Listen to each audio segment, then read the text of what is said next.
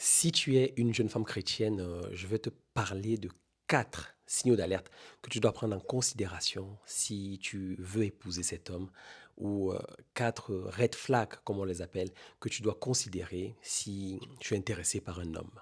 Le premier red flag ou le premier signal d'alerte chez un homme, c'est comment est-ce qu'il se gère lui-même. Tu sais, il y a des hommes qui ne savent pas se gérer, ils ne savent pas gérer leur propre vie. Ils sont tellement éparpillés et tellement pas sûrs d'eux-mêmes, ni même sûrs de où est-ce qu'ils vont, que se mettre avec un tel homme, ce sera te causer énormément de problèmes. En fait, tu veux te trouver dans une relation où c'est toi qui prends le lead sur chaque chose, c'est toi qui diriges un peu la relation. Parce que, en fait, au lieu d'avoir en face de toi un homme, tu as simplement un jeune homme qui n'a pas su prendre les bonnes décisions ou qui ne sait pas diriger ou gérer sa vie. Deuxième red flag que tu dois prendre en considération, mais très sérieusement, c'est un homme qui ne sait pas traiter avec le péché. Je ne te demande pas d'épouser un homme parfait, un homme saint. Nous tendons tous en tant que chrétiens vers la perfection et on se bat quotidiennement pour vaincre le péché parce que c'est à cela que nous sommes appelés. Mais tu sais, il y a des hommes qui prennent tellement le péché à la légère.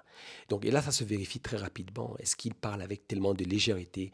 Est-ce que il est parfois dans des choses un peu tout petits bizarres? Vous savez, il y a des gens qui lorsque ils font, entre guillemets, des petits mensonges ou des petites magouilles, pour eux, ils ne sont pas du tout gênés, ils ne sont pas embarrassés.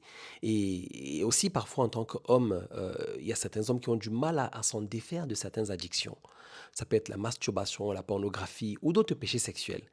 Quel est son regard, quel est son rapport avec le sexe opposé? Est-ce qu'il y a des péchés dont il peut admettre clairement qu'il les a déjà vaincus?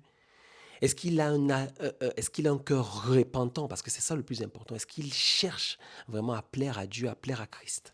Troisième red flag, c'est des hommes qui parlent très durement et qui ont un peu une tendance un peu abusive. Et ça se remarque facilement sur sa façon de parler. Est-ce qu'il est rude, il est dur dans sa façon de parler? Tu sais, il y a une différence entre des personnes qui sont fermes, des personnes qui sont carrées, et des personnes qui ont plutôt un discours très rabaissant et très dur. Donc, vérifie sa manière de parler parce que c'est un bon révélateur de son caractère. Et ça te montrera si c'est quelqu'un qui est manipulateur ou qui le sera un peu plus tard. Ou est-ce que c'est quelqu'un qui pourra vraiment bien te diriger, qui pourra vraiment te pousser vers le haut. Quatrième red flag ou quatrième signal d'alerte, c'est un homme qui a une foi faible. Comment est sa relation avec le Seigneur? Tu sais, généralement, ce sont des signaux, comme j'aime dire, qui se sautent à l'œil. Lorsque quelqu'un est attaché à Dieu, lorsque quelqu'un a une vie de piété, lorsque quelqu'un a une relation, une communion avec le Seigneur, ça ne se prétend pas, ça se voit, ça se vit, ça transparaît. Donc, est-ce qu'il a une foi faible? Est-ce que quand tu vois en lui, quand tu le regardes, pardon, est-ce que tu vois en lui quelqu'un qui pourra te soutenir dans la foi? Est-ce que tu vois en lui quelqu'un qui pourra te pousser vers le haut, quelqu'un qui pourra te diriger? Parce qu'il est appelé à être ton leader spirituel. Il est appelé à te sanctifier avec l'eau de la parole, comme Éphésiens 5 nous dit.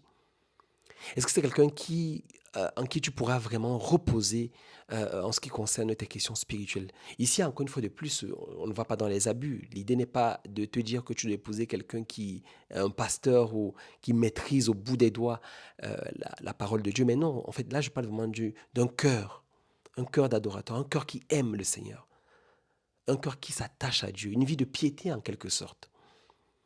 Donc voilà 4 points que je voulais partager avec toi, une jeune femme qui aspire au mariage, qui est célibataire ou qui est même peut-être a des vues sur un jeune homme ou un homme.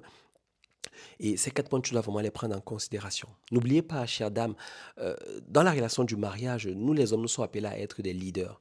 Et le mot leader, effectivement, même si parfois il a été fourvoyé, d'un point de vue biblique, c'est vraiment un leader qui pourra te pousser vers le haut. C'est quelqu'un en qui tu pourras pleinement avoir confiance, en qui que tu pourras pleinement respecter, mais qui pourra te pousser vers le haut. Ce n'est pas un leader qui va t'écraser, ce n'est pas un leader qui va te piétiner.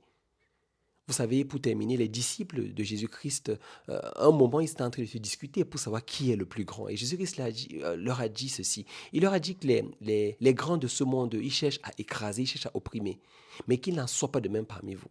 Parce que la vision du leadership de Jésus-Christ, elle dépasse vraiment les considérations humaines et les considérations séculières. Donc, je veux t'encourager, jeune femme chrétienne, à faire les bons choix parce que tu es aussi appelée à choisir et à te poser les bonnes questions. Que Dieu vous bénisse. C'était Richard de Soyez des Hommes. Ciao.